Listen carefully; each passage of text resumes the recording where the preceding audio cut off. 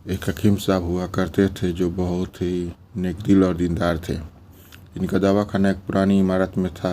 हकीम साहब रोज़ अपने दवाखाने जाने से पहले अपनी बीवी से कहते कि जिस चीज़ की ज़रूरत तुमको आज है वो तुम एक कागज़ पर लिख कर दे दो, तो उनकी बीवी लिख कर दे देती। हकीम साहब अपनी दुकान पर जाकर सबसे पहले उस पर्चे को खोलते, बीवी ने जो कुछ लिखा होता वो उनका हिसाब लगाते और उसका टोटल करते।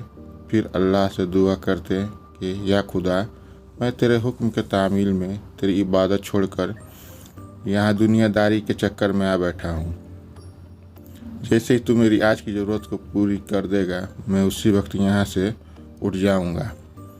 और फिर यही होता, कभी तो सुबह के 9 बजे या कभी 10 बजे हकीम साहब अपने मरीजों से फारिग होकर अपने घर चले जाते।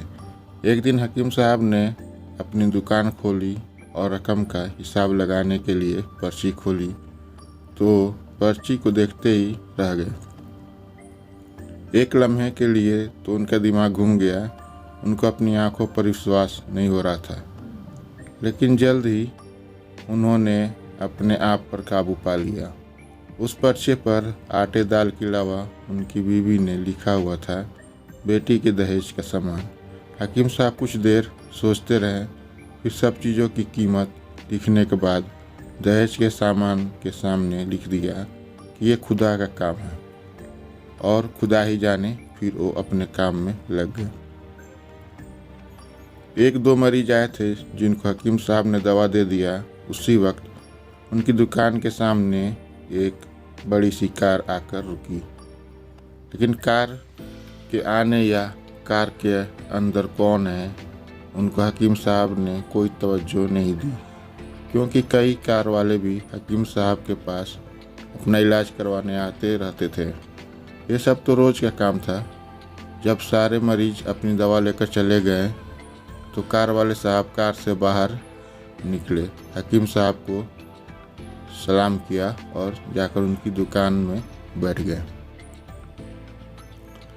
तो हकीम साहब ने कहा कि अगर आपको कोई दवा लेनी है तो यहाँ टूल पर आकर बैठ जाए, ताकि मैं आपको चेक कर सकूं, और अगर आपको किसी और मरीज की दवा लेकर जानी है तो आप उस मरीज की हालत बता दें।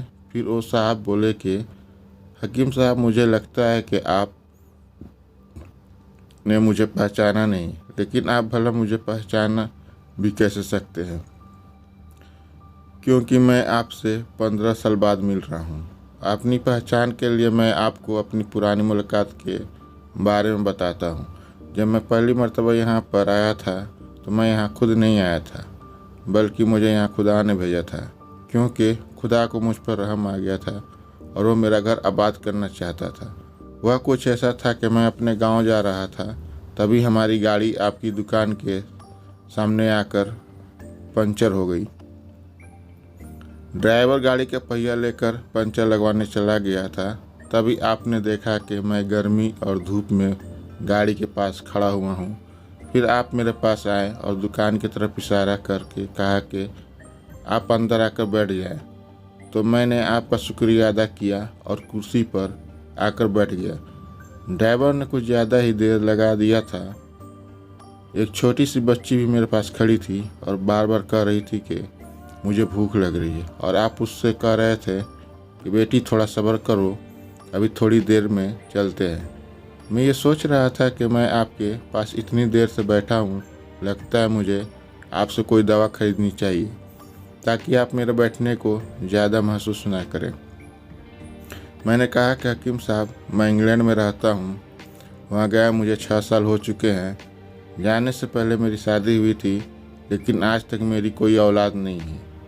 मैंने हर जगह इलाज करवाया, लेकिन अब सिर्फ मायूसी है। आपने कहा कि मेरे भाई, तौबा इस्तग़फ़ार पढ़ो और अपने रब से मायूस ना हो। याद रखो, उसके ख़जाने में किसी चीज़ की कमी नहीं। औलाद, माल, गम, खुशी, ज़िंदगी और मौत सब उसी के हाथ में है। किसी डॉक्टर के हाथ में शिफा नहीं होती और ना किसी दवा में शिफा होती है। अगर शिफा मिलती है तो खुदा के हुक्म से मिलती है। औलाद देनी है तो वही देने वाला। मुझे याद है कि आप बातें भी कर रहे थे और साथ पुड़िया भी बनाते जा रहे थे। सारी दवाएं आपने 2 हिस्सों में करके उन्हें अलग अलग लिफाफों में रख दी। फिर आपने मुझसे पूछा कि आपका नाम क्या है। मैंने कहा मेरा नाम अफजल है।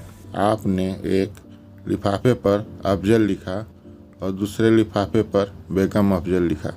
फिर दोनों लिफाफे एक थैले में डालकर दवा खाने की तरीका बताया।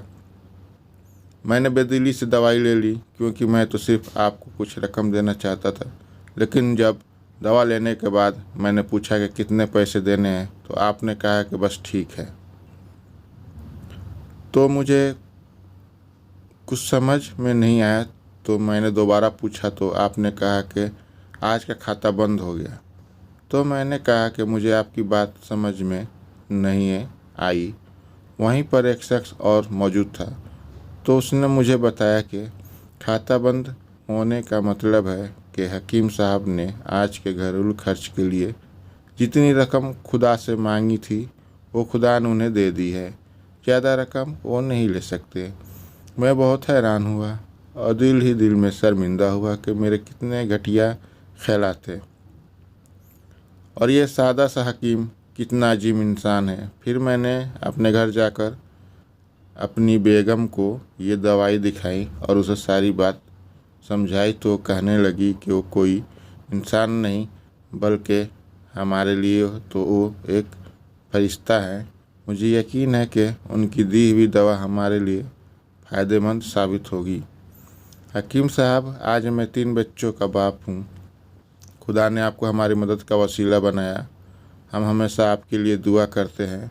जब भी मैं अपने गांव छुट्टी पर आया तो हर बार मैं आपकी दुकान पर आया, लेकिन मुझे हमेशा आपकी दुकान बंद ही मिली है।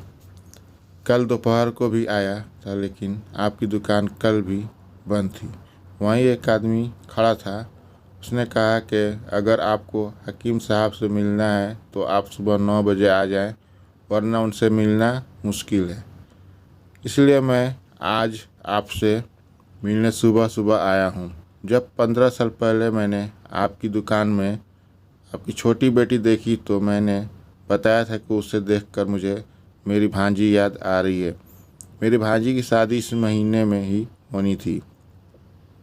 उसकी शादी का सारा खर्च मैंने अपने जिम्मे लिया था। मैंने उसे पैसे भिजवाए थे कि वो अपनी मर्जी की चीज़ें खरीद ले। उसे बुखार था, लेकिन उसने किसी को नहीं बताया। वो बुखार की दवाइयाँ खाती रही और घूमती रही। फिर एक दिन वो बाज़ार में बेहोश होकर गिर गई। अस्पताल ले जाने के बाद पता चला कि उससे बहुत तेज़ बुखार है और वो बेहोशी की हालत में ही दुनिया से चली गई। उसके इंतकाल होने के बाद न जाने क्यों मुझे और मेरी बीवी को आपकी बेटी का ख्याल आया। हमने यह फैसला किया कि हम दहेज का सारा सामान आपकी बेटी के लिए पहुंचा देंगे और अगर शादी जल्द हो गई तो सारा इंतज़ाम खुद ही करेंगे, और अगर अभी कुछ वक्त हुआ तो नगद रकम पहुंचा देंगे। मेरी आपसे ये गुजारिश है कि आप इन सब के लिए मुझे मना नहीं करेंगे। ये सुनकर हकीम साहब हैरान और परेशान थे और फिर बोले, अफजल साहब, आप जो कुछ कह रहे हैं मुझे तो यकीन नहीं हो रहा है।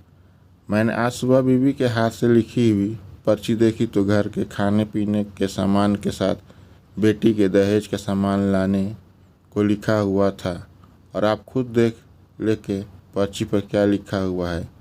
ये कहकर हकीम साहब ने पर्ची अफजल साहब को थमा दी। अफजल साहब ने जब पर्ची देखी तो वो देखकर हैरान हो गए। उस पर लिखा था कि ये खुदा का काम है, खुदा ही जाने।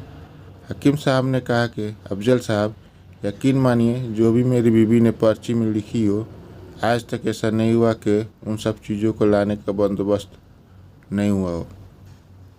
आपकी भांजी की वफ़ात का मुझे बहुत अफसोस है, लेकिन मैं उस पाक रब की कुदरत पर हैरान हूँ कि जो हमें क्या क्या मोजज़े दिखाता है।